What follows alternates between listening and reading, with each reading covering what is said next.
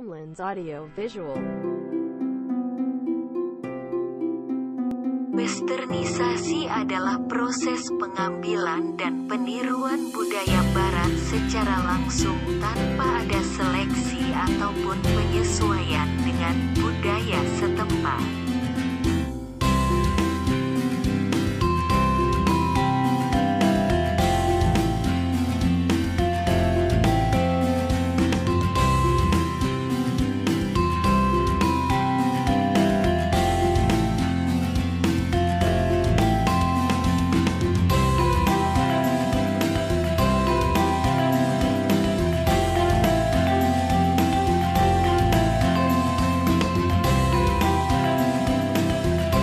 Kamu pernah ngebayangin nggak gimana jadinya hidup kita tanpa adanya teknologi? Mungkin rasanya bakal kayak hidup di zaman purba kali ya, dimana masa itu belum ada yang namanya teknologi dan manusia masih bertahan hidup dengan segala keterbatasan. Beruntung seiring dengan perkembangan zaman, teknologi terus berkembang hingga memainkan peran yang sangat penting dalam kehidupan kita sebagai manusia. Gak bisa dipungkiri bahwa saat ini teknologi udah menjadi bagian penting dalam kehidupan sehari-hari.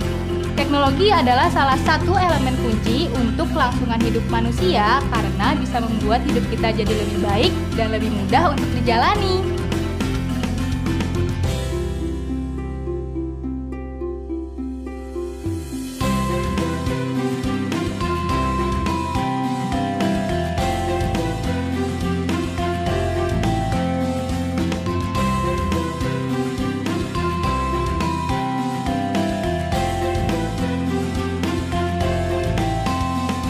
May I know your name? My name is Muhammad Malik Yunus Mokago. You can call me Malik. Can you speak English? A little bit, I speak English. And may I know what's your hobbies? My hobbies are playing game, reading novel, and watching movies, and reading comic books.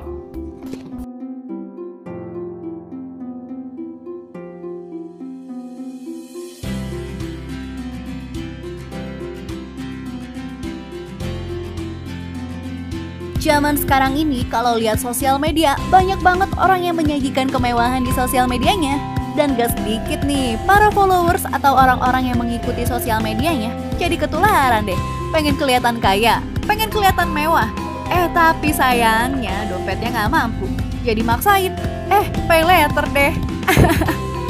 Budaya konsumerisme, hedonisme, dan materialisme sekarang tuh emang udah menyerang anak zaman now. Konsumerisme sendiri merupakan mentalitas serta gaya hidup yang boros.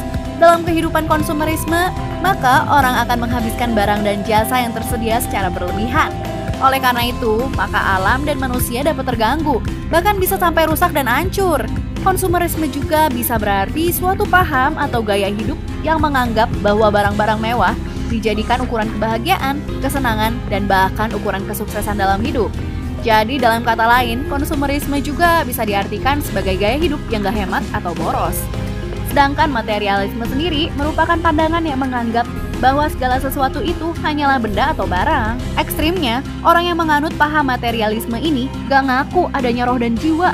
Jadi, orang-orang yang menganut paham materialisme ini memperlakukan segala sesuatu, bahkan termasuk manusia, sebagai barang atau benda. Nah, kalau hedonisme berasal dari kata hedon dalam bahasa Yunani, yang punya arti kenikmatan atau kesenangan.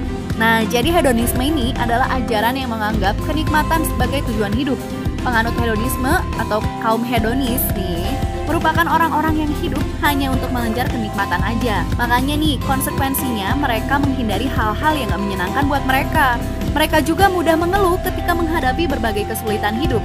Seringkali ketiganya, konsumerisme, materialisme, dan hedonisme ini berjalan seiringan. Serem juga ya, kenapa sih perilaku ini bisa terjadi? Yang pertama, ketularan budaya dari barat. Ya, nggak bisa dipungkiri, sekarang penularan serta infiltrasi budaya berlangsung dengan sangat pesat. Jadi sebenarnya ketularan budaya dari barat ini merupakan salah satu faktor kenapa terjadinya budaya konsumerisme, materialisme, dan hedonisme ini. Yang kedua, pengukuran dinilai dari materi. Yang menjadi penyebab timbulnya perilaku konsumerisme, materialisme, dan juga hedonisme ini juga dikarenakan kesuksesan atau keberhasilan orang diukurnya dengan harta benda dan kehidupan yang mewah. Misalnya dengan kendaraan yang bagus. gadget mahal, fashion, dan sebagainya. Yang ketiga, ingin menunjukkan status sosial. Untuk menunjukkan status sosialnya seringkali ditunjukkan dengan hal-hal yang bersifat materi, seperti smartphone mahal, mobil keren, dan sebagainya. Yang keempat, perubahan gaya hidup ke digital. Sekarang tuh zaman udah berubah. Terdapat perubahan gaya hidup dari yang tadinya konvensional jadi digital, yang ditandai dengan berbagai perubahan penampilan.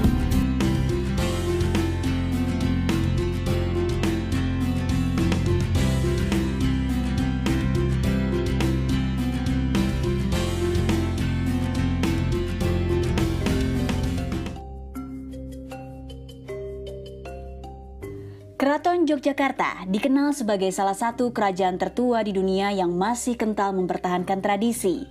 Sejak 2012, keraton melakukan revolusi digital hingga strategi optimalisasi website dan media sosial. Satuan tugas ini bernaung di bawah Tepas Tondoyekti, divisi yang bertanggung jawab atas IT dan pendokumentasian kegiatan keraton. GKR Hayu adalah sosok yang berperan di balik Tepas Tondoyekti. Sudah 5 tahun divisi ini berdiri. Sejumlah hajat dalam yang selama ini tidak terbuka untuk umum karena keterbatasan tempat, bisa ditonton publik melalui layanan live streaming. Tak heran jumlah pengikut di 3 platform Keraton Jogja sudah menembus lebih dari 100.000.